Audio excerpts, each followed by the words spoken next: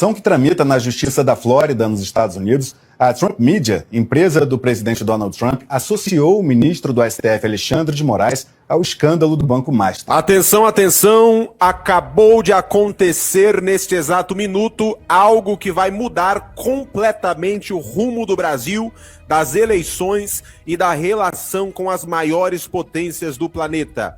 Algo gravíssimo acabou de explodir nos bastidores do poder e a grande mídia está em silêncio. Olha só o que acabou de acontecer com Alexandre de Moraes e com o Lula, com intervenção dos Estados Unidos. Donald Trump, Marco Rubio, todo o governo pra cima dos caras. Olha só o que aconteceu, gente. Fontes políticas começaram a revelar uma movimentação inédita vindo dos Estados Unidos. Essa movimentação vinda dos Estados Unidos, envolvendo diretamente Alexandre de Moraes, está deixando o STF, Brasília, Planalto em pânico total agora, gente. Não é nota diplomática comum, não é recado simbólico, é ordem, é pressão, é jogo pesado. O que circula nos bastidores é que autoridades americanas teriam dado um sinal claro e isso acendeu alertas vermelhos dentro do STF. Reuniões fechadas, telefones mudos, assessores em estado de alerta máximo. E o detalhe mais assustador, essa informação não deveria ter vindo a público agora. Alguém vazou, e vazou no pior momento possível. Como se isso não bastasse, uma outra bomba acaba de estourar e essa atinge diretamente as eleições. Ano de eleição, a gente sabe, tudo pode acontecer. O Moraes acaba de ser atingido, o Lula entra em pânico total com nova decisão que acaba de ser confirmada. O PT está articulando uma proibição que, se confirmada, vai mudar completamente o jogo eleitoral. Não estamos falando de algo pequeno, estamos falando de algo que afeta a comunicação, as redes sociais, afeta quem pode ou não falar, tá? Quando isso começou a circular, até os aliados ficaram em choque. Isso vai dar problema, isso vai explodir e não vai passar despercebido. E a pergunta que ninguém está tendo coragem de fazer é: por que agora e por que tão perto das eleições? E aí vem o capítulo mais tenso da história. Lula convoca uma reunião de emergência com a Rússia. Isso mesmo. Nada protocolar, nada simbólico, nada normal. Foi uma movimentação que acendeu alertas internacionais, tá? Tiveram aviões da Rússia pousando no Brasil de forma secreta. E quando essa informação chegou aos Estados Unidos, Donald Trump foi obrigado a reagir. Não por escolha, mas por necessidade, por extrema urgência.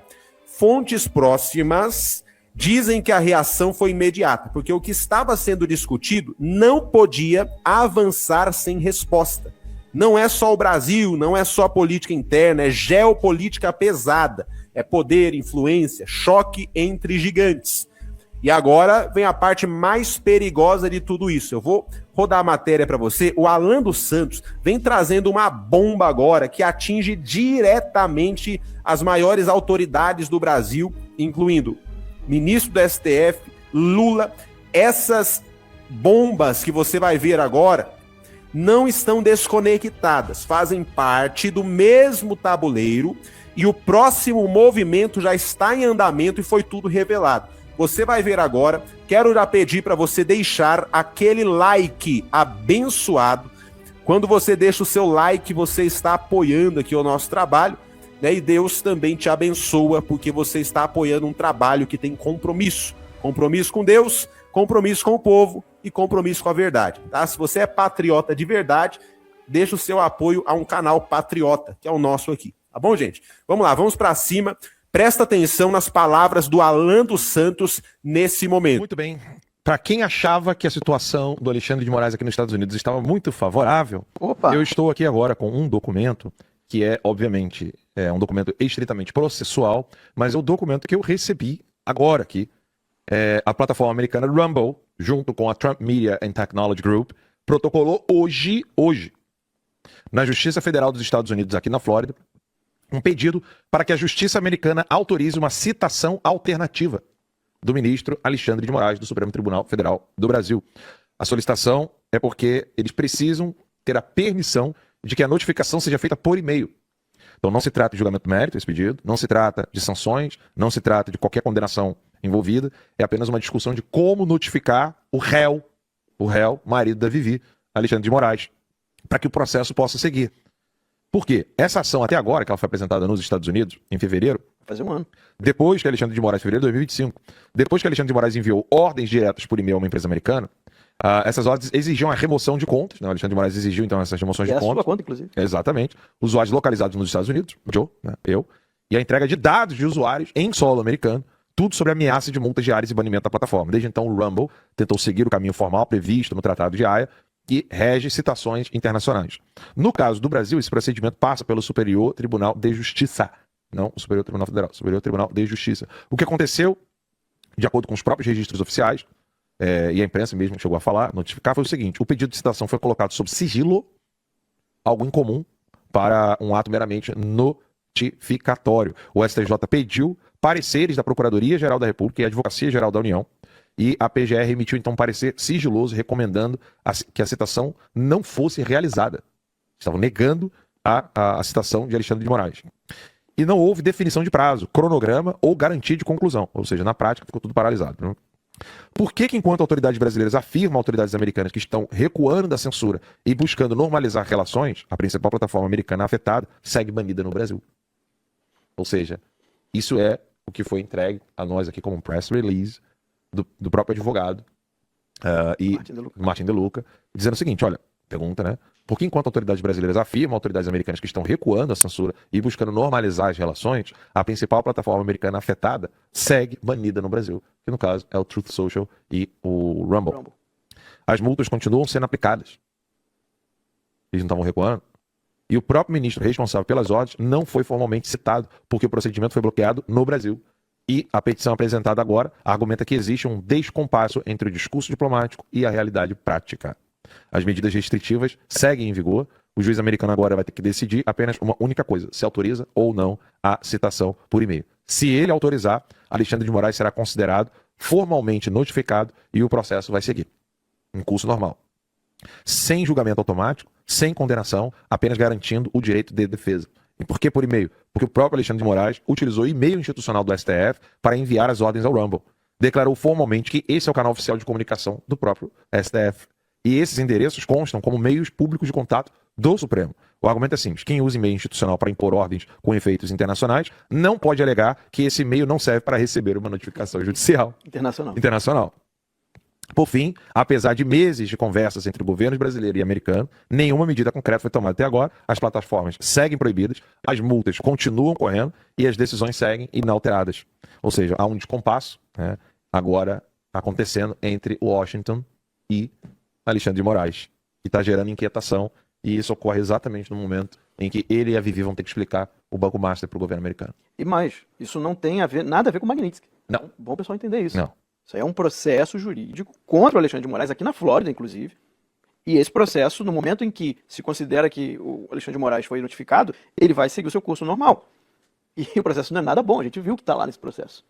Não, a gente tem uma live exclusiva onde a gente destrincha boa parte Em detalhes. Do processo para os nossos assinantes. Está lá na comunidade dos assinantes da Timeline, na parte das lives exclusivas. Quem já é assinante, é só olhar lá. Quando acabar aqui, entra no aplicativo, Revista Timeline, e dá uma olhada na parte das lives exclusivas. Nós lemos boa parte desse processo, dessa denúncia do Martin De Luca contra o Alexandre de Moraes. Quem ainda não é assinante, faz logo a assinatura. Né? lp.revistaTimeline.com. Faz a sua assinatura aí rápido e depois, quando acabar o programa, você vai poder também dar uma olhada nessa live exclusiva comigo e com o Alan, que está gravada lá na comunidade. Agora, deixa eu dar uns parabéns ao pessoal que está compartilhando. Claro. Vamos dar uns parabéns, vamos aplaudir pra galera? Bota a câmera aberta aí, por favor. Galera tá compartilhando, bonito, obrigado. Compartilhou tanto que até o imbecil do Denilson, petista, botou assim, live dos foragidos, Hamas foragido, Alan, Hamas bandido, foragido da justiça. A galera bloqueou rápido, né? Mas, pô, compartilhou tanto que chegou até no petista, cara. É isso aí. Pô, não, a galera tá compartilhando pra caramba a live. É isso aí. Porque quando chega no fundo do poço é porque todo mundo viu, né? É verdade. Né? Se você avisa assim numa rua, pessoal, vem assistir a live. Irmão, se até os ratos conseguiram ouvir, é porque todo mundo ouviu. Então você compartilhou, obrigado. Boa. Bem, dessa questão falam-se muito, né, dos foragidos. Se um país está com tantos exilados políticos, esse país é uma democracia plena ou é uma verdadeira ditadura? São vários. Aqui nos Estados Unidos, pessoas conhecidas e pessoas não conhecidas. Quantos estão na Argentina, na Itália, na Polônia, na Espanha? Isso não são foragidos, são exilados políticos que continuam lutando por um regime democrático no Brasil. Agora, quem é covarde é o Alexandre de Moraes. E nas duas formas de acepção da palavra.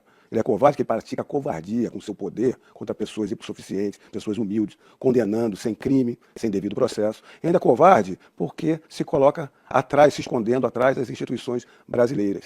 Ele que sempre atropelou o direito internacional, a forma de comunicação com outros estados internacionais e dava suas decisões, inclusive contra pessoas físicas e pessoas jurídicas que não são brasileiras, ainda enviando decisões que atuam sobre soberania e território de outros países. Sempre fez isso. Para intimar o presidente Bolsonaro, para nos citar, era rápido, célere, a gente era intimado, ninguém se furtou a ser citado, nós participamos dos interrogatórios, nós participamos dos depoimentos, inclusive em âmbito judicial, de todos do 8 de janeiro. Ele era sempre veloz em fazer atropelos do processo legal e ainda da jurisdição americana. Agora tem um processo nos Estados Unidos, mais de um, contra ele, e já está desde o ano passado, mais do meio do ano passado, a justiça americana tentando citá-lo, pela maneira correta, pelos meios corretos, pela forma do procedimento correto entre um país e outro. Para a citação dele foi ao STJ. A STJ sentou, quis dar um parecer contra, e enviou para a PGR. A PGR deu uma resposta sigilosa, dizem sigilosa, né? Acabou como cúmplice, coautor desses crimes, dizendo que o ministro Alexandre de Moraes não pode ser citado. Ou seja, estão fazendo de tudo para eles fugirem da jurisdição americana. Mas o processo aqui nos Estados Unidos contra o Alexandre de Moraes está correndo. E agora, numa decisão deles, porque não consegue citar um ministro de uma Suprema Corte do Brasil, que tem lugar certo de residência, local certo de trabalho, não consegue citar ele num processo norte-americano, o americano está utilizando de um expediente que é como se fosse uma citação antes de uma citação por edital. Primeiro vai se usar o mesmo mecanismo que ele usou para citar as pessoas aqui, um e-mail dele, porque ele está sendo ciente que ele utiliza esse e-mail. Então, vai começar a correr o processo contra Alexandre de Moraes aqui. Com o devido processo legal, ele vai poder se defender perante o direito, não como ele fez, de forma solene, com seletividade de provas, sem nenhum argumento da defesa ser levantado. Aqui não, vai ser dada a possibilidade de defesa dele. Vamos ver o que vai acontecer, se ele vai ser colocado novamente como um violador, porque ele não foi retirado como um violador de direitos humanos. Foi retirada a Magnitsky dele por interesses internacionais. Porque o Lula quis passar contratos brasileiros para proteger uma pessoa, um violador de direitos humanos, criminoso. É o que o Lula estava tentando proteger. Só que há outras ações contra o Alexandre de Moraes, contra americanos e contra empresas americanas. Vamos ver como é que vai ser o deslinde dessas ações aqui. Agora a pergunta que não quer calar, né, Ramais e Max? Isso mostra que já começou um ruído. Porque um advogado... Convenhamos, aqui eu não estou presumindo nada, não estou falando de fontes, não. Aqui é uma elucubração minha, pessoal, subjetiva. Para o advogado da Trump Media Group continuar batendo e falar, opa, eu quero dar continuidade disso aqui, já tem mais de um ano. Porque se dependesse do advogado, o advogado fica ali e é pago. Concorda comigo? Claro. Concordo. Se fosse um acordão, estaria dando andamento a essas questões que são para processar e condenar Alexandre de Moraes. Não, a questão é outra. Todos os Estados Unidos estão andando contra os crimes que ele cometeu, inclusive contra americanos, empresas americanas e contra a soberania americana. Exato. Ou seja, isso mostra que já tem ali um destoamento, ou seja, você já está desafinando o violino, entendeu? O violino estava afinadinho, cai Magnitsky, tá tudo lindo e maravilhoso, vai dar certo, e tal. Aí apareceu o Banco Mais. Aí apareceu o Banco Mais, entendeu? A orquestra tava afinadinha, cara. Né? De repente, pulou um gato aqui no pescoço do violinista, rapaz.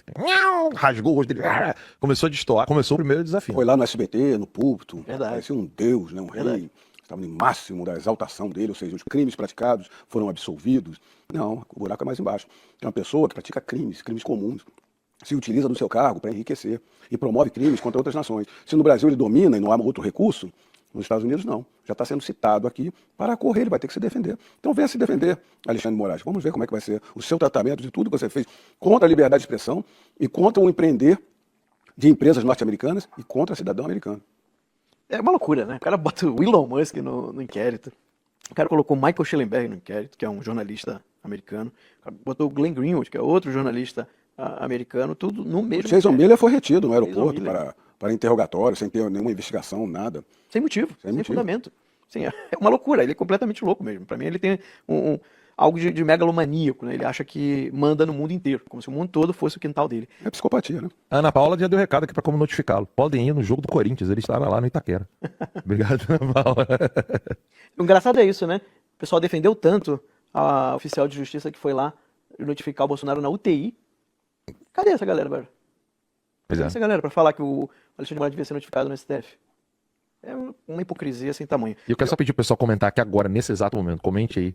Fora Lula. Hoje é um dia muito triste para o Brasil. Hoje se iniciam os trabalhos na nossa Suprema Corte brasileira. Aquela responsável por proteger bandidos, prender inocentes e instaurar uma ditadura do judiciário. Mas algo diferente aconteceu nessa sessão inaugural, uma sessão solene. Estavam ali todos as grandes figuras da política brasileira. Alcolumbre, Hugo Mota, o Simonetti da OAB, o Gonê da PGR, estava todo mundo ali. E aí, como de praxe, o Fachin faz o seu discurso inicial. Fachin tinha duas opções nesse momento.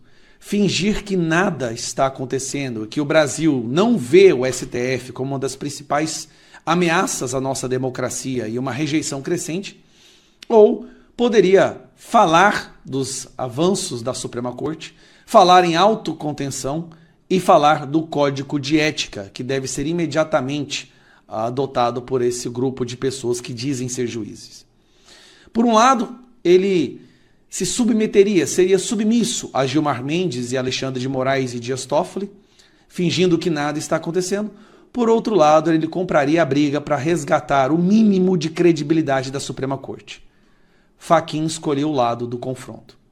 Querendo ou não, na sua fala, que eu separei um trecho aqui de 4 minutos e meio, nesse trecho fica claro que ele mostra que não dá mais para o STF continuar indo do jeito que está.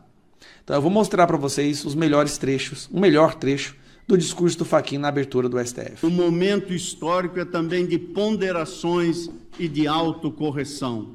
É hora de um reencontro com o sentido essencial da República. É hora de um reencontro com o sentido essencial da República. Ele está admitindo que a Suprema Corte desencontrou o sentido essencial da República. A Suprema Corte estava rebelde. Da tripartição real de poderes. Aqui ele admite que o STF não estava aceitando mais poderes iguais entre os três poderes. Que o STF se colocava como superior e agora tem que aceitar a real tripartição. E da convivência harmônica e independente com equilíbrio institucional.